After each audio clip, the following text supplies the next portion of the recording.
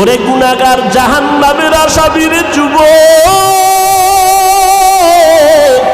আজকে গুনার মজা পাইয়া আজকে তুমি আমি টুপি মাথায় দিই, তোমার পায়ে ধরলাম, তোমার টুপি মাথায় দিতে ভাল লাগে না, তোমার কপাল এত খারাপ, নিজেও দাঁড়িয়ে রাখতে পারো না, যারা রাখে তাদেরও পছন্দ করো না, নিজেও নামাজ পড়ো না, যারা নামাজ পড়ে তাদেরও পছন্দ করো না, এত কপাল পোড়া তুমি কেমনে হইলা, নিজেও হালাল খাও না, যারা হালাল খায় তাদেরও তুমি পছন্দ করো না। আজরাইল যখন রুহুটা টান দিবে, সাথে সাথে শরীরের রগগুলো সিরিয়া রুহুটা হাতের মধ্যে চলে যাবে। আল্লাহর নবী বলেন, জ্যান্ত বকরির চামড়া খুললে যেমন কষ্ট, এর থেকে শতগুণ কষ্ট বেশি হবে বেনামাজির জান কবজের সময়। অনেক সময় যারা মরণের মানুষের পাশে থাকেন দেখছেন, বেনামাজির জান কবজের সময় চোখ উল্টায় যায়, হাত পা বাঁকা হয়ে যায়, এর মাত্র কারণ আজরাইলের দেখিয়া সহ্য করতে পারে নাই। নবী বলেন, ওর জন্য আমার মাওলা জাহান্নাম বানায় রাখছেন, একটা জেলখানা বানায় রাখছেন। ওরে আল্লাহর দেওয়া পানি, আল্লাহর দেওয়া বাতাস, আমার মাওলার দেওয়া সূর্যের আলো, আমার আল্লাহর দেওয়া চাঁদের আলো, আমার আল্লাহর দেওয়া জমিনের ফসল খাইতেছো, আল্লাহর দেওয়া নদীর মাছ খাইতেছো, আল্লাহর এত কিছু নিয়ামত খাইয়া যারা আল্লাহর বিরোধিতা করবি, মানবি না, আলেম ওলামারা পাও ধরে ধরে নামাজের দাওয়াত দেয়, শুনবি না, এরপরও গালাগালি করবি। আল্লাহর নবী বলেন, আল্লাহ রাগ করিয়া বলে, ফেরেশতা ওই জাহান্নাম ওর জন্য বানায় রাখছি জেলখানা, আমার হুকুম মানে নাই। সরকারের নজরে আমরা জনগণ সব সমান, কিন্তু এরপরও সরকার জেলখানা বানায় রাখছে, রাষ্ট্রের মধ্যে বালাখানাও বানায় রাখছে। জেলখানা কাদের জন্য? যারা সরকারের আইন অমান্য করবে তাদের জন্য জেলখানা, ওখানে রিমান্ডের মার দেওয়া হয়। আল্লাহ বলেন, আমার কাছে সব বান্দা মোহব্বতের, আমি আল্লাহ চাই না কেউ জাহান্নামে যাক। এই জন্য আমি আল্লাহ প্রত্যেকটা রাতের গভীর তৃতীয় ভাগে আমি প্রথম আসমানে আসি, আমি আমার বান্দার গুনাহ মাফ করার জন্য ডাকতে থাকি। আলা মিন মুস্তাগফিরিন ফাগফির আলা, আলা মিন মুস্তারজিকিন ফারজুকা। আমি আল্লাহ পাক ভোর রাত্রে আসি, প্রতিদিন প্রথম আসমানে আমি হাজির হয়ে যাই, আর আমি ডাকতে থাকি, রে গুনাহগারেরা তোরা কই? ওরে শয়তানের ধোকায় পড়িয়া যারা গুনাহ করেছো, ওরে তোর 30, 40, 50, 70 বছর হায়াতটারে গুনাহে যারা কাটাইছো, শয়তানের ধোকায় নামাজ পড়তে পারো নাই, শয়তানের ওয়াসওয়াসায় গুনাহ করেছো, আমি আল্লাহ হাজির, আমার কাছে উঠি একবার আল্লাহ বলিয়া ডাক দাও। আমি আল্লাহ তোমার গুনাহ মাফ করার জন্য হাজির হয়ে গেলাম। ওরে দুনিয়াতে তোমার অপরাধ যদি একটা হয়, এক ধরনের মামলা, যদি তুমি অপরাধ 2 লাইনে করো, 2 লাইনে 2 ধারায় মামলা, অপরাধ যদি 3 লাইনে করো, 3 ধারায় মামলা, এইভাবে কারো বিরুদ্ধে 10টা মামলা 10 ধারায়, কারো বিরুদ্ধে 30টা মামলা 30 ধারায়, 30 ধারার মামলার জন্য 30 বার হাজিরা দেওয়া লাগে এবং রায় 30 রকম হয়। কিন্তু আমার আল্লাহ বলেন, বান্দা তুই জিনার গুনাহ করছো, ধারা একটা, তুই মা বাবার সাথে বেয়াদবি করছো, ধারা আলাদা, কিন্তু আমার মাওলার কাছে এই ধারা কিন্তু গণনা নাই। তুই 30 বছর 50 বছর 70 বছর গুনাহ করিয়া পাহাড় বানাইছো, আরে বান্দা তুই যদি মাথা নত করিয়া একবার আমি আল্লাহকে আল্লাহ বলে ডাক দিয়া বলো, হে মালিক, আমার আমল নামায় গুনার গুনাহ, আমার গুনার কারণে হাত না পাক, আমার চোখ না পাক, আমার জিহ্বা না পাক, আমার অন্তর না পাক, আমার গুনার খবর আমার মা জানে না, আমার ভাই জানে না, আমার অপরাধের খবর আমার ঘরের কেউ জানে না। যদি আমার মা বাবায় জানতো আমি জিনা করি, আমার মা বাবায় লাথি মেরে তাড়ায় দিত। মা বাবা ভাই বোনেরা যদি জানতো আমি চুরি করি, আমার কেউ ভালো জানতো না। ও আল্লাহ, তুমি জানো, তুমি দেখছো, এরপরেও রাগ করিয়া পানি বন্ধ করো নাই, খানা বন্ধ করো নাই, গুনার কারণে রাগ করিয়া আমার সম্মানের চেয়ার থেকে তুমি ফালাইয়া দাও নাই, গুনার কারণে তুমি রাগ করিয়া বাতাস বন্ধ করো নাই, গুনার কারণে বেজার হইয়া তুমি সূর্যের আলো চাঁদের আলো বন্ধ করো নাই। ও আল্লাহ, আজকে আমি তোমার কাছে আসছি ক্ষমার জন্য। আল্লাহ বলেন, বান্দা তুই একদিন আর 2 দিন না, বছর বছর 70-80 বছর গুনাহ করিয়া বিশাল বড় পাহাড় নিয়ে যদি আমি মাওলার কাছে মাথা নত করিয়া মাসির মাথা বরাবর 1 ফোঁটা চোখের পানি ছেড়ে দিতে পারো, আমি আল্লাহর কাছে যদি দিলটা নরম করে মাওলারে ডাক দিয়ে বলো, আল্লাহ আর গুনাহ করব না,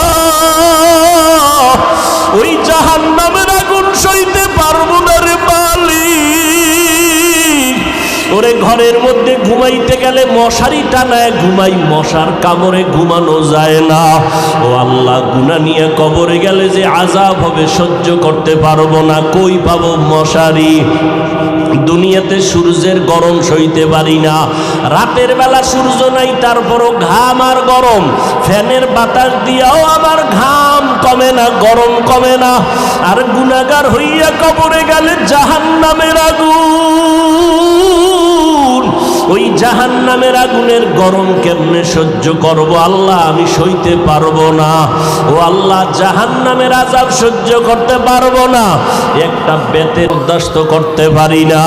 আল্লাহর নবী বলেন, গুনাহ নিয়ে যারা কবরে যাবা, ওই 2 পার্শ্বের মাটিকে আমার আল্লাহ ডাক দিয়ে বলবে, রে কবরের মাটি, ওই নাফরমান বেনামাজিরে 2 পার্শ্ব থেকে জোরে জোরে চাপ দাও। এত জোরে 2 পার্শ্বের মাটি চাপ দিবে, পাজরের হাড়গুলো চুরমার হয়ে যাবে। 1টা না 2টা না 70 থেকে 99টা সাপের কামড়। ও যুবকেরা, ও বৃদ্ধ বাবাজিরা, ও পর্দার আড়ালের মারা, ও বোনেরা, ভালো করিয়া বুঝো, 15,500 বছর হয়ে গেল আমার আল্লাহর কোরআনের ভুল কেউ প্রমাণ করতে পারে নাই। আজকেও যদি কোরআনের একটা ভুল কেউ বের করতে পারো রে বাবা, আমরা এখন দাড়ি কেটে ফেলবো, নামাজ বন্ধ করে দিব, প্যান্ট শার্ট টাই লাগাবো, কিন্তু আজও পর্যন্ত কোরআনের ভুল কেউ বের করতে পারে নাই। পারছে? বরং কোরআনের ভুল বের করতে গিয়া বহু বিধর্মীরা মুসলমান হয়ে গেছে, হয় নাই? মুসলমান হয়ে গেল। আল্লাহর কোরআন বলো, আল্লাহর সাক্ষী রেখে, আল্লাহর কোরআন সত্য না মিথ্যা? জবান খুলে বলো, সত্য না মিথ্যা? এ যুবকেরা জবাব দাও, পায়ে হাত রেখে বলছি, আমিও তো একটা যুবক, আমার মনেও তো চায় গান শুনি, কারণ গুনাহের আকর্ষণ আল্লাহ জন্মগতভাবে সবার মধ্যে দিয়ে রাখছেন। গুনাহ করার আকর্ষণ, নারীদের নাচ গান দেখলে আমার অন্তরও চায় আমি দেখি, কিন্তু কন্ট্রোল করি জাহান্নামের ভয়। টুপি মাথায় দিলে মাথা গরম হয়, তোমার থেকে বুদ্ধি মোটেও কমে নাই। তুমি তো কথা আবল তাবল বলো, আর আমরা 12টা মাস বয়ান করিয়াও তো একটা আবল তাবল কথা বলার চেষ্টা করি না। কোন কথার পরে কোন কথা বলবো এটা আমাকে ডায়েরিতে লেখাও নাই। মাওলার কাছে ভরসা করে বসছি, কোন কথার পরে কোন কথা হবে আল্লাহ বলাইতেছেন, ওই কথাই বলতেছি। এরে যুবক, আল্লাহর গোলামেরা, ভালো করিয়া বুঝো, তোমাদের থেকে আমাদের মাথা নষ্ট হয় নাই, মনে করিও না গো সম্মান কম। বলো, একজনে দাঁড়ায় বলো, তোমরা যারা নবীরে মানো না আর আমরা যারা মানি, নবীর আদর্শ জবাই করেছো, বেঈমানের পা চাটা গোলাম হইয়া চুল কাটিয়া ইন্দুর আর বান্দর হয়েছো। আমরা টুপি পরে থাকি 24 ঘন্টা, ঘুমের ঘরে গেল টুপি মাথায় দিয়া বালিশে ঘুমাই। ও আল্লাহর বান্দা, তুমি বলতেছো মাথা গরম হয়, আমিও বুঝি, তারপরও কেন ছাড়ি না? রসুলের মোহাব্বত, দাড়ি রাখলে যৌবনের ভাব চলে যায়, তোমার থেকে কম বুঝি না, এরপরও কেন কাটি না? আল্লাহর আযাবের ভয়। এরে আল্লাহর বান্দারা, নামাজের সময় কি কষ্ট, ফজরের সময় শীতের মধ্যে ওইটা নামাজ পড়া অনেক কষ্ট, ঠান্ডা পানি দিয়েও জুবানাইয়া নামাজ পড়তে কষ্ট, এরপরও নামাজ ছাড়ি না কেন? আল্লাহর আযাবের ভয়। মরণের পরে আযাব হবে, আল্লাহর কোরআনের আয়াত। এরে নবীর উম্মতের দল, তোমাদের থেকে মাথা মতেও নষ্ট হয় নাই। এরপর আবার তুমি একটু দেখো না তাকাইয়া, তোমার ডানে বামে কত যুবক জীবনে মাদ্রাসায় পড়ে নাই, জেনারেল লাইনে পড়েছে, স্কুলে পড়ে, কলেজে পড়ে, চাকরি করে। তোমার মতো যুবক সাক্ষী দাও, 5 বেলার নামাজি আছে না নাই? তুমি বিবেকটাকে প্রশ্ন করো, তুমি কেন পারো না রে বাবা? তোমার আমার মতো যুবক র্যাব, আর্মি, পুলিশ, বিডিআরের চাকরি করে, 5 ওয়াক্ত নামাজ পড়ে, যত কাজ থাক জামাতে পড়ে, তুমি কেন পারো না? একটু জিজ্ঞাসা করো তোমার বিবেকটাকে। তোমার মতো যুবক রাস্তায় গাড়ি চালায়, সময় মতো নামাজ পড়ে, তুমি কেন পারো না? তোমার মতো যুবক শ্রমিকের কাজ করে, হাড় ভাঙ্গা পরিশ্রম করে, রমাজানে একটা রোজাও ভাঙ্গে না, নাই? তুমি কেন রোজা রাখতে পারো না, তারাবি পড়তে পারো না, নামাজ পড়তে পারো না? আসলে কি বলো, এবার কি দলিল দিবা? এতদিন তো হুজুরদের একটু চাইপা রাখছো, হুজুর পারা যায় না, এখন আমাকে জবাব দাও। তোমার মতো যুবক একই স্কুলে পড়ো, ও নামাজ পড়ে, তুমি পড়ো না। তুমি একই ডিপার্টমেন্টে চাকরি করো, 10 জন নামাজ পড়ে, তুমি পড়ো না। এখন কি জবাব দিবা বলো? এখন জবাব একটাই, তোমার কপাল পুড়ে গেছে, তোমার উপরে আমার আল্লাহ বেজার, তোমার উপরে মা বাবার অভিশাপ, মা বাবা বরদোয়া দিয়ে দিছে, তোমার কপাল পুড়ে গেছে। মোনাজাত তো সবাই দেই, অনেকের চোখে পানি, আবার অনেকের চোখে পানি নাই, কান্না নাই, আর একজন কানতে কানতে বেউসায় যায়, কারণ ওর উপরে মাওলার রহমতের নজর লাগছে, আল্লাহওয়ালাদের দোয়া লাগছে, মা বাবার দোয়া লাগছে, চোখের পানি এমনিই বের হয় না। তোমার এই মিরপুর থানায় আসামি ধইরা পুলিশে কি মারা মারে, এরপরও চোখে পানি আসে না, নাই? অথচ ওয়াজের প্যান্ডেলে আল্লাহওয়ালারা ওলামায়ে কেরাম বয়ান করে, 50 হাত 200 হাত দূরে বসে যুবক চিৎকার দিয়ে কান্না করে, একজনারে বেত দিয়ে মারলেও কান্দে না, আর একজনে বয়ান শুনে শুনে কান্না করে। একটু চিন্তা করো, ওরে মারলো কে? এরে যুবক, আমাকে একটু বিবেক দিয়ে জবাব দাও, বিবেকের সাথে বেঈমানি করিস না রে যুবক। একই চুলায় রান্না হয় ভাত আর তরকারি, রান্না করার রাঁধুনি আমার মা, খেয়াল করো, একই তরকারি, একই মশলা, একই চুলা, একই আগুন, আর রান্নার পরে আব্বা খায়, আম্মা খায়, আমিও খাই, বোনেরাও খায় একই, কিন্তু দিন দিন আব্বা আম্মা হয় দুর্বল, আমরা হই শক্তিশালী সবল। এই বুদ্ধিজীবীরা জবাব দাও, আমাকে তো বুদ্ধি নেই, তোমার অনেক বুদ্ধি, জবাব দাও কারণ কি? আল্লাহর কুদরত বলবা না, কারণ তুমি আল্লাহকে মানো না, তুমি আল্লাহর কুদরত বলবা কেন? আমরা বলবো আল্লাহর কুদরত। একই খানা, একই চুলায় রান্না, আব্বা আম্মা একই খানা খায়, আমরাও একই খানা খাই, তাদের রোগ বাড়ে, আমরা শক্তিশালী হই, তারা দুর্বল হয়, কারণ কি? এত যুক্তি, এত বুদ্ধি, দাও জবাব দাও। এরে আল্লাহর বান্দা, তোমার থেকে 1000 কোটি গুণ বুদ্ধিমান ছিল আবু জাহাল, যার নাম ছিল আবুল হেকাম, বুদ্ধিমানের বাবা। কিন্তু বুদ্ধি হইলে কি হবে? পৃথিবীর শ্রেষ্ঠ মানুষটাকে মানুষ বলে চিনতে পারে নাই। রহমতের নবী এত দাওয়াত দিলেন, কালেমা পড়ে নাই। এরে যুবক, একটু চিন্তা করো, বালিশে মাথা লাগাও, যার মনের মনে প্রশ্ন করো, আমার মতো যুবক যদি স্কুলে পড়ে নামাজ পড়ে, আমি কেন পারি না? আমার মতো যুবক যদি চাকরি করে নামাজ পড়ে, আমি কেন পারি না? আমার কপাল কেন খারাপ? এইভাবে যখন চিন্তা করতে থাকবা, একদিন দেখবা হেদায়েতের দরজা খুলে যাবে। আর মা বাবার কাছে মাঝে মাঝে দোয়া চাইও, মা বাবায় দোয়া করলে আরশে আজিমে পৌঁছতে কোনো পর্দা থাকে না। এজন্য মা বাবার দোয়া বড় দামি। মা বাবার চোখের পানি আর দোয়া ছাড়া আমি বান্দা চেয়ারে বসতে পারি নাই। মা বাবার চোখের পানি আর দোয়া ছাড়া যুবক পরীক্ষায় পাশ করতে পারো নাই। মা বাবার চোখের পানি আর দোয়া ছাড়া তুমি বাড়ি গাড়ির মালিক হতে পারো নাই। অতএব এখনো সময় আছে, তওবার দরজা খোলা, নেক আমল ধরো, শিরিক মুক্ত জীবন গড়ো, আল্লাহর মোহাব্বত নিয়ে চলো। চাকরি ছাড়া লাগবে না, স্কুল বন্ধ করা লাগবে না রে বাবা, মাদ্রাসায় আসার দরকার নাই। ভালো করে শুনো যুবক, পর্দার আড়ালের আম্মা জান আসেনি? আছে?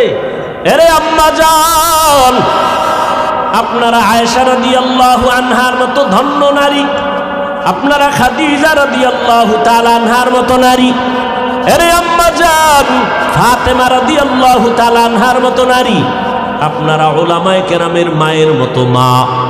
এই জমিনে আপনাদের মতো বহু নারী এই এলাকায় থাকে, ৫ ওয়াক্ত নামাজ পড়ে নাই? ভিন্ন আম্মারা আপনারা কেন পারেন না? আরে আম্মা জান, ও যুবতী বোনেরা, তোমার মতো যুবতী বোন আজান হলে মাথায় কাপড় দিয়া 5 বেলার নামাজ পড়ে, এরকম যুবতী বোন আছে না নাই? তুমি কেন যুবকের চরিত্র নিয়ে সিনেমিনে খেলো, মোবাইলের মাধ্যমে চ্যাটিং করো? এক আল্লাহর বান্দা বহু দিন হয়ে গেছে বিয়া করে না। ছোট ভাই একদিন ডাক দিয়ে কয়, বয়স এত বেড়ে গেল ভাইজান, আপনি বিবাহ করেন না কেন? মা বোনেরা ভালো করে শুনেন, যুবকেরাও শুনো বাবা। বড় ভাই ডাক দিয়ে কয়, আমি বিবাহ করব, পছন্দের কোনো মেয়ে পাই না। ছোট ভাই বুঝতে পারছে, মনে হয় যেন সম্ভ্রান্ত পরিবারের মেয়ে লাগবে, একটু টাকাওয়ালা। ডানে বামে খোঁজ দিয়ে এক প্রস্তাব দিল, অমুক বাড়ির মেয়ে বড় ভালো। বড় ভাই বলে, না আমি এ মেয়ে বিয়া করব না। বলে অনেক সুন্দরী, সুন্দরী চাই না তো কি চাও?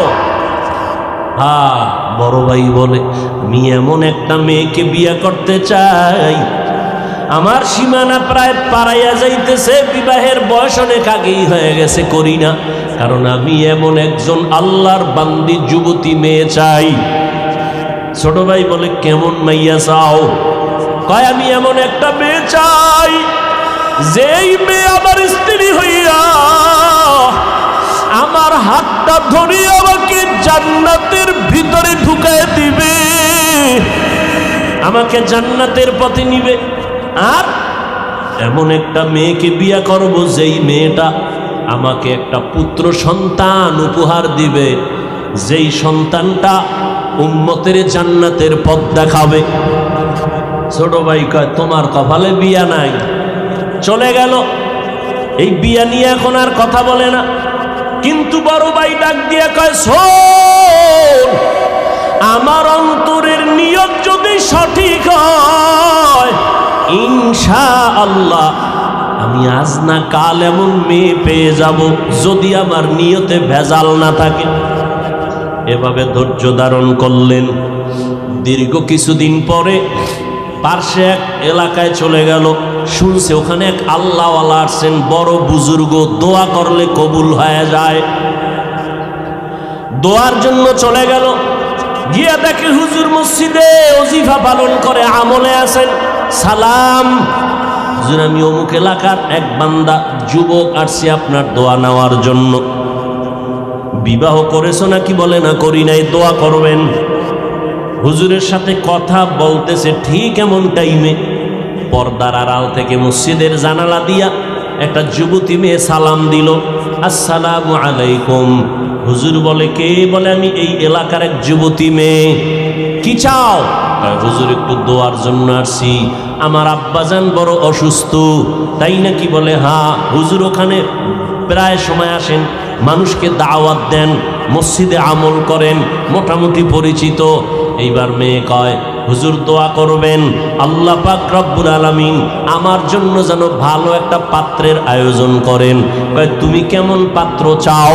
কয়, হুজুর আমার বিবাহের জন্য আমি এমন একটা পুরুষ যুবক চাই, যেই যুবক আমার হাত ধরে আমাকে জান্নাতে নিবে এবং আমাকে এমন একটা পুত্র সন্তান উপহার দিবে আল্লাহর দয়ায়, যেই পুত্র সন্তান উম্মতের দায়িত্ব নিয়ে জান্নাতের পথ দেখাবে বাতিলের মোকাবেলায়। হুজুর শুইনা চুপ হয়ে গেলেন। পাশের পুরুষ যুবক ডাক দিয়ে কয়, হুজুর বেয়াদবি মাফ করবেন, আমি দীর্ঘ বছরেই লালন করতেছি, কল্পনা করতেছি এমন গুণের মেয়ে আমিও চাই। হুজুর বলে, মেয়ের ফ্যামিলি গরিব, আমার গরিব টরিব লাগবে না, আপনি যদি দয়া করে ব্যবস্থা করে দেন আমি আলহামদুলিল্লাহ রাজি হয়ে যাব। আলহামদুলিল্লাহ ব্যবস্থা হয়ে গেল, যুবক যুবতীর সাথে বিয়া হয়ে গেল। এই দুইজনের সংসার শুরু হয়ে গেল। এই যুবক আর যুবতীর দাম্পত্য জীবন সুখময় জীবন। ফজরের সময় ঘুম থেকে একজন যদি উঠতে না পারে, স্ত্রী যদি আগে উঠে স্বামীকে কয় উঠো, আল্লাহর সাথে একটু মোলাকাতের কথা বলার চেষ্টা করো। অতিও গভীর হয় রজনী যখন, নীরবে প্রভুর নাম জপিও তখন। প্রভুর করুণা যদি পাইবারে চাও, গভীর রাতে উঠে প্রভুর গুণগান গাও। স্বামী যদি আগে উঠে স্ত্রীকে ডাকে উঠো, রান্না বান্না হয় না, বন্ধ, আগে নামাজ তারপরে রান্না। এইভাবে জীবন চলতেছে। এর মধ্যে একটা সন্তান আল্লাহ দান করছেন, পুত্র সন্তান। আল্লাহর কাছে দোয়া করতো নামাজ পড়ে, দয়ার মালিক তুমি আমাদের একটা নেককার সন্তান দাও, যেই সন্তানের দ্বারা দুনিয়াতে আমগো সম্মান বাড়বে, আখিরাতেও বাড়বে। আল্লাহ দোয়া কবুল করে ফেলছেন। এমন একটা পুত্র সন্তান আল্লাহ তাদের দান করেছেন, যেই সন্তান দুনিয়াতে আইসা মা বাবার আদর্শ নিয়ে বড় হইয়া রাশিয়া, সিরিয়া, মিশর, ইরাক, পুরা জগৎটাকে বিজয়ের পতাকা উড্ডীন করে বাইতুল মুকাদ্দাস, মুসলমানের প্রথম কিবলা, যেখানে এক রাকাত নামাজ পড়লে 50,000 রাকাত নামাজের সওয়াব। ওই বাইতুল মুকাদ্দাসের উপরে হামলা, বিভিন্ন বিধর্মীদের হামলা। এই সন্তান গিয়া ইতিহাসের পৃষ্ঠা খুলো, বাইতুল মুকাদ্দাসকে হাতের মধ্যে নিয়ে বিজয়ের পতাকা উড়ায় দিলেন। ইতিহাসবিদরা বলেন এর মতো বীর যোদ্ধার ইতিহাস এত স্মরণীয় যে কিয়ামতের আগে এরকম বীর আসবে কিনা জানা নাই। ওই সন্তানের নাম সুলতান সালাউদ্দিন আইয়ুবী। গুগলে সার্চ দাও, সালাউদ্দিন আইয়ুবীর ইতিহাস পড়ো, দেখো কে সে সালাউদ্দিন আইয়ুবী। রাষ্ট্র পরিচালনা করেছে, ওই সিরিয়া মিশর বিজয়ের পতাকা উড্ডীন করেছে, বাইতুল মুকাদ্দাসকে হাতের মুষ্টির মধ্যে নিয়ে গেল, বেঈমানদের দখল থেকে, অত্যাচার থেকে মুসলমানকে পরিত্রাণের জায়গায় নিয়ে আসলো। এরে যুবক, আল্লাহর গোলাম, মনটা কি স্থির করা যায় না? অন্য মেয়ের চরিত্র যদি তুমি নষ্ট করো, তোমার বোনের চরিত্র তো আর একজন নষ্ট করতে পারে, তুমি এটা চিন্তা করো। এরে যুবতী বোনেরা, কত যুবকের চরিত্র নষ্ট করতেছো। তোমার ভাইয়ের চরিত্র যদি কেউ নষ্ট করে, তুমি কেমন মনে করবা? এইভাবে যদি একটু চিন্তা করো, তাহলেই তোমার অন্তরটা ঠিক হয়ে যাবে। আল্লাহ তো দরজা দিয়ে ডাকতেছেন। এজন্য ওলামায়ে কেরামের মজলিসে বসো। এই যে আপনারা বসছেন বয়ানে, আল্লাহকে সাক্ষী রেখে বলেন, জীবনে অজে বসেন নাই, আজকে 2 ঘন্টা বয়ানে বসার পরে আল্লাহকে সাক্ষী রেখে বলেন, অন্তরের মধ্যে কি একটু ধাক্কা লাগছে? এই যুবকেরা বলো, লাগছে? 2 ঘন্টা বয়ানে যদি ওলামাদের সামনে বসে যদি অন্তরে ধাক্কা লাগে, আল্লাহর কসম, যারা ওলামাদের পিছনে দিন দিন বছর বছর সময় দিবে, ইনশাআল্লাহ ওই লোকটা জান্নাতি হয়ে কবরে যাবে। কারণ ওর মধ্যে ধাক্কা লাগতে লাগতে লাগতে লাগতে এত মজবুত হয়ে যাবে, না খাইয়ে থাকবে, হারাম খাবে না, নামাজ ছাড়বে না, মরিয়া গেল জবানে কালেমা জারি হয়ে যাবে। এরে যুবক, আল্লাহর গোলাম, এখনো সময় আছে, তওবা করো, মা বাবার দোয়া নিয়ে চলো, আর আল্লাহর কাছে মনে মনে ডাকো। জোরে ডাকার দরকার নাই, তোমার অন্তর থেকে তুমি বলতে থাকো, আল্লাহ আজকে মিরপুরের জমিনে আসছি, ও আল্লাহ, অনেকে গ্রামে মা বাবার রাইখা এই শহরে থাকো রে বাবা, গ্রামের মা বাবায় কষ্ট করে, তোমার খবর নাই। অনেকে বড় লোক, আরামের বিছানায় ঘুমাও, সন্তান আর পরিবার নিয়ে কত খানা খাও, মা বাবায় তোমার জন্য আরামে খানা খায় না, ঘুমায় না। এমন একটা রাত্র নাই যে তোমার টেলিফোন না করে, ও বাবা তোর শরীরের অবস্থা কি, কখন খানা খেয়েছো, কখন ঘুমাইছো। ওই মা বাবারে যারা রাইখা ঘুমাও, মা বাবার দোয়া ছাড়া আগাইতে পারবা না রে যুবক। এখনো সময় আছে, তওবা করে নাও। আল্লাহকে বলো, আল্লাহ জীবনে কম অন্যায় করি নাই, শয়তানের ধোকায় পড়ে আজকে থেকে তওবার নিয়ত করলাম, মরিয়া গেলে যাব, নামাজ ছাড়বো না, বেপরদায় চলবো না, মা বাবাকে কষ্ট দিব না, ওলামায়ে কেরামের বিরোধিতা করে গুনাহগার হব না, মোবাইলের মাধ্যমে গুনাহ করব না, লেখনির মাধ্যমে গুনাহ করব না, চোখের চাহনির মাধ্যমে গুনাহ করব না, মা বাবার দোয়া নিয়ে সামনে আগাবো, নবীর তরিকা মতো চলবো। আমার মতো স্কুলে পড়ুয়া যুবক যদি নামাজ পড়ে আমি কেন পারবো না? ও আল্লাহ, আপনি তৌফিক দান, আজকে থেকে নামাজ ছাড়বো না। বাসায় গেলে মাকে গিয়া বলবা, মা তুমি আমার মাথায় হাত দিয়া দোয়া করে দাও। আজকে ময়দানে কত আল্লাহর বান্দারা কানলো, আমার চোখে পানি নাই, মা গুনার কারণে বুঝি আল্লাহ বেজার, তুমি দোয়া করিয়া দাও। মা যদি দোয়া করিয়া দেয় তাহলে তোমার কপাল খুলিয়া যাবে। তুমি ডাক্তার হও, বাধা নাই, ইঞ্জিনিয়ারিং পড়ো, বাধা নাই, প্রফেসর হও, বাধা নাই, সাংবাদিক হও, বাধা নাই। তবে অনুরোধ, আদর্শ নিয়ে চলো, মদিনার আদর্শ। সময় মতো নামাজটা পড়ে নিবারে বাবা। মুরব্বীদের সামনে কোনো ভালো খারাপ আচরণ করবা না, ওলামায়ে কেরামের বিরোধিতা করে গুনাহগার হবা না, দেশের বিরুদ্ধে জাতির বিরুদ্ধে কোনো ষড়যন্ত্র করবা না। আল্লাহর আযাবের ভয় নিয়ে তুমি তওবা যদি করতে পারো, এক ফোঁটা চোখের পানি ছাড়তে পারো, আল্লাহ মুহূর্তে তোমার তওবা কবুল করে নেবেন, জীবনের গুনাহগুলো মাফ করে দিবেন। ও আল্লাহর বান্দারা, ও পর্দার আড়ালের আম্মা জানেরা, বোনেরা, আল্লাহর কাছে তওবা করেন, জীবনে কারো হক নষ্ট করবেন না, চরিত্রের উপর আঘাত দিবেন না, স্বামীর খেদমতে স্বামীর মালের হক ঠিকমতো রক্ষা করবেন, সন্তানের হক ঠিকমতো আদায় করবেন। আপনার সন্তান ডাক্তার হবে, আলহামদুলিল্লাহ, আপনার সন্তান ইঞ্জিনিয়ার বানাবেন, আলহামদুলিল্লাহ, তবে অনুরোধ, বেয়াদব বানাবেন না। আপনার সন্তানের আচরণে যেন ওলামায়ে কেরাম কষ্ট না পায়, আপনার সন্তানের ব্যবহারে যেন এলাকার মুরব্বীরা কষ্ট না পায়, আপনার সন্তানের কারণে আপন বন্ধু বান্ধবরা যেন কষ্ট না পায়। বরং আপনার সন্তানকে এমন আদর্শ দিয়া যাবেন, সন্তানের ব্যবহারে সবাই দোয়া করবে, খুশি হয়ে যাবে, দিলে শান্তি লাগবে। এমন একটা সন্তান আদর্শ ডাক্তার বানায় যান, আদর্শ ইঞ্জিনিয়ার বানায় যাবেন। ও যুবকেরা, জবানকে হেফাজত করো, আল্লাহর কাছে বলতে থাকো, আল্লাহ তুমি মেহেরবানি করে আমাকে কবুল করে নাও। আল্লাহর কাছে ব্যবসায়ী ভাইরা, ব্যবসার জায়গায় বসি আমার আল্লাহর হুকুম মতো চলেন, নামাজটা ঠিক মতো পড়েন, দেখবেন অল্প টাকায় বরকত অনেক বেশি হবে। কাস্টমারের সাথে খারাপ আচরণ করবেন না, ধোঁকা দিবেন না। আল্লাহর কাছে এভাবে বলতে থাকেন, আল্লাহ যেইভাবে ব্যবসা করলে দুনিয়াতে শান্তি পাবো, সম্মান বাড়বে, আখিরাতে নবীজির সাথে জান্নাতে থাকতে পারবো, ওইভাবে ব্যবসা করার তৌফিক দাও, মানুষের সাথে ভালো আচরণ করার তৌফিক দাও। তুমি তৌফিক না দিলে সম্ভব হবে না। এইভাবে তওবার নিয়ত যদি অন্তরে থাকে, তবে একটা চিরচরিত সত্য কথা, আবু জাহাল নবীজিরে 13টা বছর দেখলো, বয়ান সুবীর সব কিছু জানলো, এরপরও কালেমা পড়লো না। অন্যদিকে ওমরের মতো বান্দা নবীর গর্দান কাটতে আসিয়া কালেমার রশি গলায় লাগাইয়া নবীজির জন্য এত পাগল, নবীর কাছে তওবা করিয়া জান্নাতের টিকিট নিয়ে নিল। এই ওমরের এত সম্মান আল্লাহ বাড়ায় দিয়েছেন।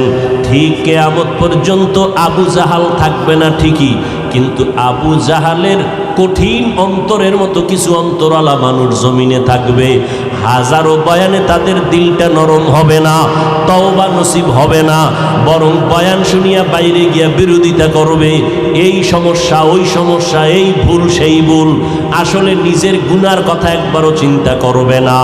আর একদল বান্দা থাকবে কিয়ামত পর্যন্ত ওমরের চরিত্রের, এরা গুনাহ নিয়া প্যান্ডেলে ঢুকবে, হঠাৎ করিয়া যখন জাহান্নামের ভয় অন্তরে ঢুকবে, তখন পাগলের মতো হয়ে যাবে, আমি কইছিলাম আমার জীবনটা তো এত খারাপ ছিল না, আমি দুনিয়াতে আসছিলাম কত পবিত্র, মা বাবায় কত আদর করেছিল, আমার স্কুলের লেখাপড়ার জীবনটা কত ভালো ছিল, শিক্ষকরা কত আদর করত, আজকে আমি এত খারাপ, আমার মা বাবা আমারে বেশি ভালো জানে না অন্যায় করার কারণে, কারণ আমি মা বাবার সাথে ভালো আচরণ করি না, ভাই বোনের সাথে ভালো আচরণ করি না। আমি এত খারাপ কেন হয়ে গেলাম? ময়দানে আইসা লুটাইয়া কাঁদবে আর বলবে, আল্লাহ আমি আজকে গুনাহ নিয়ে বাসায় যাব না। ও আল্লাহ, মরণের বিছানায় গুনাহগার হইয়া শুইতে চাই না রে মালিক। আজকে আমি একা রুমে থাকতে পারি না, ভয় পাই। আর ওই অন্ধকার কবরে একা কেমনে থাকবো? বালিশ নাই, বিছানা নাই, বাতি নাই, অন্ধকার। দুনিয়াতে আমি অন্ধকারে একা থাকতে পারি না, আমি কেমনে কবরে থাকবো রে আল্লাহ?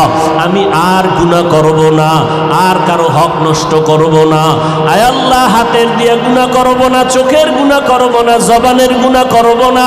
ও আল্লাহ, তুমি মাফ করিয়া দাও। এইভাবে ওমরের চরিত্রওয়ালা মানুষগুলো পাগলের মতো কান্না শুরু করবে। নবী বলেন, কান্না যদি না আসে কান্নার বাহানা করো, আর ডানে বামে যদি কান্নাওয়ালা কাউকে পাও হাত বাড়াইয়া দোয়া চাও। ও কান্নাওয়ালা ভাই, আমার জন্য দোয়া করো, আল্লাহ যেন আমাকে মাফ করিয়া দেয়। হেদায়াতের মালিক আমার আল্লাহ। কোনো পীরের হাতে হেদায়াতের চাবি নাই, কোনো বক্তার হাতে হেদায়াতের চাবি নাই। আল্লাহ যার সিনাটা খুলে দিবেন সে হেদায়াত নিয়েই চলবে। মরিয়া গেলে দাড়ি কাটবে না, বেপরদায় চলবে না, মা বাবার সাথে বেয়াদবি করবে না, ওলামাদের সাথে বেয়াদবি করবে না, দেশ ও জাতির বিরুদ্ধে ষড়যন্ত্র করবে না। ও আল্লাহর বান্দারা, মুনাফিকি যদি না থাকে, খাঁটি মনে তওবার নিয়ত যদি থাকে, খাঁটি তওবার নিয়ত যাদের আছে তাদেরকেই বলবে, একটু দুটো হাত আমার আল্লাহকে দেখাইয়া দাও। আয় আল্লাহ, আমাদের তওবা কবুল করে নেন, আমাদের হাতগুলো কবুল করে নেন। একটা হাতেরও গুনার কারণে ফিরাইয়া দিয়েন না রে মালিক। আমার কলিজার যুবকগুলোরে কবুল করে নেন, নবীর আদর্শওয়ালা বানাইয়া দেন। আয় আল্লাহ, গুনার কারণে দিলটা পাথর, চোখে পানি নাই, কান্নাওয়ালা চক্ষু দান করেন আল্লাহ। শয়তানের ধোঁকার থেকে বাঁচিয়া থাকার তৌফিক দান করেন। মরণ পর্যন্ত সুন্নতি জিন্দেগির উপরে চলার তৌফিক দান করেন, আমিন। যারা তাবলীগের বিরুদ্ধে কথা বলে এরাও বলে আমরা হক। যারা ওলিয়া উলিয়াদের বিরুদ্ধে কথা বলে তারাও বলে হক। যারা বলে আমরা কোনো মাযহাব মানি না, আবু হানিফার বিরোধিতা করে, বলে আমরা শুধু হাদিস মানি, এরাও বলে আমরা হক। নতুন করে আরেক দলের উদ্বোধন হয়েছে আহলে কোরআন। এরা বলে আমাদের মূল আসল কোরআন, হাদিস না। এরা বলে আমরাও হক। বাতিলকে, এটাই ঈমানের বড় পরীক্ষা। আল্লাহ আমাদের সবাইকে বুঝার, আমল করার তৌফিক দান করেন। কোরআনে হাকিমের সূরাতুল কাহফের শেষের দিকে এক আয়াত অংশ পড়েছে। রাসূল আরবি সাল্লাল্লাহু আলাইহি ওয়া আলিহি ওয়াসাল্লামের অসংখ্য হাদিস থেকে একটি হাদিসের অংশ পড়েছে। ইখলাস ও রুহানিয়তের সমন্বয়ে সহি তরিকায় কিছু কথা বলার মতো, শুনবার মতো আমার আল্লাহ পাক আমাকে এবং আপনাদেরকেও তৌফিক দান করেন। মাহফিলের প্রচারণা বহুদিন ধরে চলতেছিল। অনেকে আসার পাক্কা নিয়ত করেছিলেন, কিন্তু আসতে পারেন নাই জরুরি কোনো কারণে। আমরা দোয়া করি, হে আল্লাহ, এত বড় এক নেক মজলিসে এসে বসা কত কপালের বিষয়। এতগুলো মানুষ এক জায়গায় জমা করে জীবনে আপনি আব্বা আম্মার জন্য দোয়ার আয়োজন করতে পারবেন? মোনাজাতে মা বাবার জন্য দোয়া হবে, দেশের জন্য দোয়া হবে, জাতির জন্য দোয়া হবে, কবরওয়ালাদের জন্য দোয়া হবে।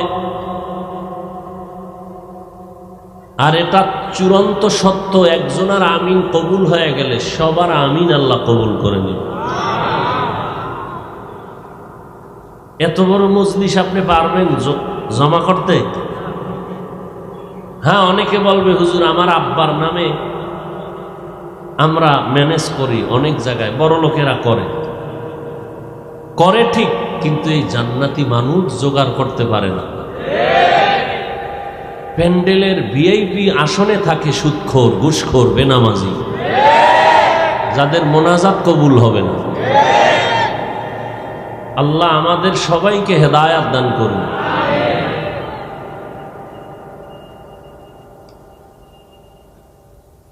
হ্যাঁ, আমার রসুলের যুগে বাতিল ছিল কি ছিল না? নবীজি বাতিলের মোকাবেলা করেছেন কি করেন নাই? অতএব আজীবনের জন্য কথাটা অন্তরে গেঁথে রাখবেন, বাতিল এবং ভণ্ডদের বিরোধিতা করা, মোকাবেলা করা, উম্মতকে ঈমান বাঁচাবার তাগিদে একদিকে সুন্নত, অপরদিকে ফরজে আইন। রসুলের নীতি হিসাবে সুন্নত, কোরআনের বিধান মতে এটা ফরজ। তা'মুরুনা বিল মারুফ ওয়া তানহাউনা আনিল মুনকার। অতএব বাতিলেরা বলে তোমগো হুজুরে কি ওয়াজ করলো, গীবত করে গেল, সমালোচনা করে গেল, এটা ওয়াজ হইল? দেখতে নারী চলন বাঁকা। এবার ইকো কমান, দেখতে নারী চলন বাঁকা। সুদের বিরুদ্ধে বয়ান করলে সুদখোর খুব আমাকে দোয়া করবে, ঘুষের বিরুদ্ধে বয়ান করলে ঘুষখোর দোয়া করবে, বেনামাজির বিরুদ্ধে বয়ান করলে বেনামাজি আমারে সালাম দিবে। হ্যাঁ, অথচ সবাই বলে হুজুর কোরআন হাদিসের বাইরে কোনো ওয়াজ হবে না, কোরআন হাদিসের ভেতরের ওয়াজ করবেন। সুদের বিরুদ্ধে ওয়াজ করাই হলো কোরআনের ওয়াজ, ঘুষের বিরুদ্ধে বয়ান করা কোরআন হাদিসের ভিতরের বয়ান, বেনামাজির বিরুদ্ধে বয়ান করাই হলো কোরআন হাদিসের লাইনে বয়ান করা। আপনারা কি বলেন? কোরআন হাদিস বেনামাজির পক্ষে, কোরআন হাদিস সুদের পক্ষে, ঘুষের পক্ষে, চুরির পক্ষে, ডাকাতের পক্ষে, বেপরদাওয়ালার পক্ষে। কোরআন হাদিসের ওয়াজ করলেই বেপরদার বিরুদ্ধে বলতে হবে, সুদের বিরুদ্ধে বলতে হবে।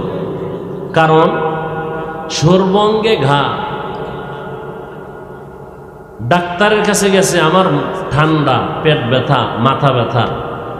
ডাক্তার পরীক্ষা দিয়ে দেখবে আসল রোগ কোনটা, কোনটার থেকে এটা ছড়াইল, এটার আগে ট্রিটমেন্ট করা দরকার। উম্মতের রুহের মধ্যে, আত্মার মধ্যে যতগুলো রোগ হয়, এর মধ্যে রোগ অনেক, মারাত্মক রোগ, যেই রোগের ক্যান্সারে অন্য অঙ্গ প্রত্যঙ্গ ধ্বংস করে ফেলে, যেই রোগের কারণে অন্যান্য আমলগুলোকে ধ্বংস করে ফেলে, এই রকম ক্যান্সারযুক্ত আত্মার ব্যাধি রোগের মধ্যে মারাত্মক এক রোগ সুদ ঘুষের রোগ। যেই সুদের রোগ থাকলে নামাজ কবুল হবে না, রোজা কবুল হবে না, জিকির কবুল হবে না, মোনাজাত কবুল হবে না, হজ করলে হজ কবুল হবে না, টাকা পয়সা দান করলে সওয়াব পাবে না, তওবা না কইরা মরলে চিরস্থায়ী জাহান্নামী। 24 ঘন্টার প্রত্যেকটা সেকেন্ডে সেকেন্ডে সেকেন্ডে গর্ভধারিণী মায়ের সাথে জিনার গুনাহ আমল নামায় উঠতেছে। যার আকল ঠিক আছে, বিবেক ঠিক আছে, সে বলবে মরে যাব, মায়ের সাথে এই মারাত্মক অপরাধের গুনাহ জীবনে করব না। কিন্তু এটা কখন হবে? আলেমদের মজলিসে বসার মাধ্যমে আল্লাহর ভয় যখন ঢুকবে, তখন না খাইয়া থাকতে রাজি হবে, হারাম খাবে না। আর যার মধ্যে আল্লাহর ভয় ঢুকবে না, সে হারাম তো খাবেই। যারা এর বিরুদ্ধে বলে তাদের পিছনে ষড়যন্ত্র করবে।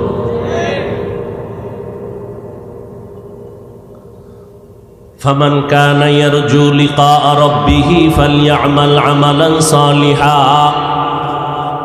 ওয়ালা ইউশরিক বিইবাদাতি রাব্বিহি আহাদা। আল্লাহ বলেন, হে পয়গম্বর, আয়াত পড়ে আপনার উম্মতকে জানায় দেন, যারা অন্তর থেকে তামান্না করে, ইরাদা করে তার রবের সাথে মোলাকাত করবে, তাদের জন্য একটা হলো ইতিবাচক আদেশ আর একটা নেতিবাচক আদেশ। ইতিবাচক আদেশ হলো আমলে সালেহ করবে, নেক আমল করবে। নেতিবাচক আদেশ হলো আমল করতে গিয়া সাবধান, জানো তার রবের সাথে অন্যকে অংশীদার না বানায়, শিরিকের গুনায় লিপ্ত না হয়।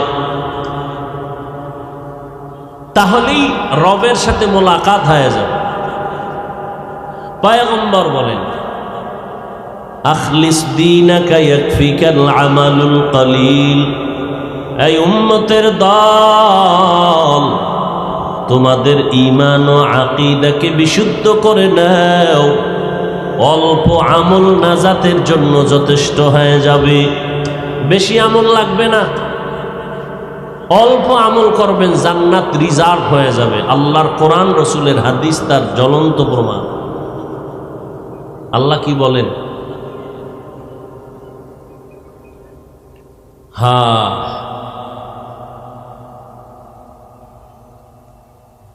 আল্লাযী খালাকাল মাউতা ওয়াল হায়াতা লিয়াবলুয়াকুম আইয়ুকুম আহসানু আমালা। আমি আল্লাহ হায়াত আর মৌতের দুই স্টেশন বানাইয়া মাঝখানে মানুষ পাঠাইলাম। আমি পরীক্ষা করব, যাচাই করে দেখব কারা উত্তম আমল করে। আকসারু আমালা বলেন নাই, আহসানু আমালা। বেশি আমল দেখবেন না, দেখবেন অল্প উত্তম আমল। এজন্য মনে রাখবেন, বেশি বেশি তসবিহ পড়া, নামাজ পড়া, জিকির করা এর নাম তাকওয়া না। নিজেকে গুনাহের থেকে বাঁচাইয়া রাখার নাম তাকওয়া। আল ইহতিরাজ আনিল মাসিয়া। হর কে দারদ খৌফে হক দর দিল মাদাম, জন্নতুল মাওয়া দেহদ ওরা মাকাম, জুজবা হক চীজে মখাজ ইনসুজা, ফজলে উ আমস্তে দর জুমলা জাহা। আমার তেলাওয়াতকৃত আয়াত এবং হাদিসের মূল আলোচনার বিষয়বস্তুর নাম আমল। আমলের বাংলা অর্থ কাজ। কাজের আরবি আছে ফেলুন, মানিও কাজ। দুই কাজের ব্যবধান হলো, দুনিয়ার কাজকে বলে ফেল, আখেরাতের কাজের বেলায় ব্যবহার হয় আমল। অথবা ফেল এমন কাজ যেটা করা মাত্র তার ক্রিয়া শেষ, আমল এমন কাজ যেটা করার পরে ক্রিয়া শুরু, শেষ নাই। 10 টাকা দান করছেন, একটা আমল করলেন, কাজ করলেন, ক্রিয়া কি শেষ? এটা চলতেই থাকবে কিয়ামত পর্যন্ত, সাদকায়ে জারিয়া। এই আমল দুই প্রকার, নেক আমল আর বদ আমল। ফরজ, ওয়াজিব, সুন্নত, মুস্তাহাব, সুন্নতে মুআক্কাদা, জায়েদা, এগুলো সব নেক আমল। হারাম, মাকরু, তাহরিমি, তানজি, শিরক, বিদআত, গুনাহে সগীরা, কবিরা, এগুলো সব বদ আমল। বদ আমল আবার দুই প্রকার, ফাহশা আর মুনকার। ইন্নাস সালাতা তানহা আনিল ফাহশাই ওয়াল মুনকার ওয়া লাযিকরুল্লাহি আকবার। আল্লাহ চ্যালেঞ্জ দিয়া বলেন, আই মুমিন, নামাজ এমন একটা আমল, এমন এক ইবাদতের মগজ, যে ইবাদত আর আমলের বিনিময় মানুষটাকে গুনাহ থেকে নেক আমলের প্যাকেটের মধ্যে ঢুকায় দিবে নামাজ। সমস্ত পাপের জগৎ থেকে মুক্ত করে দিবে নামাজ। আল্লাহর চ্যালেঞ্জ। কিন্তু প্রশ্ন বড় জটিল। নবী বলেন, মুমিনার বেদিনদের ভেতরে ব্যবধান হলো নামাজ। বাইনাল আবদি ওয়া বাইনাল কুফরি তরকুস সালাহ। মুমিনেরা নামাজ ছাড়ে না, বেঈমান যারা তারা নামাজ পড়ে না। প্রশ্ন বড় জটিল। মুসলমান মুমিন দাবি করে কেন নামাজ পড়ে না? আর একদল মুমিন নামাজিরা কেন গুনাহ থেকে বাঁচে না? মুসলমান দাবি করে নামাজ পড়ে না, আর একদল নামাজ পড়ে সুদের ব্যবসা ছাড়ে না, মিথ্যা কথা বলা বন্ধ করে না। আছে না নাই? हकीकत से तो दुनिया बेखबर है, दुनिया की नुमाइश पर नजर है। नमी गुयाम के आज दुनिया जुदा बाश, बाहर कारे के बाशी बा खुदा बाश। जिसते दुनिया از خدا غافل بودن، نقمش و نقره فرزند زان.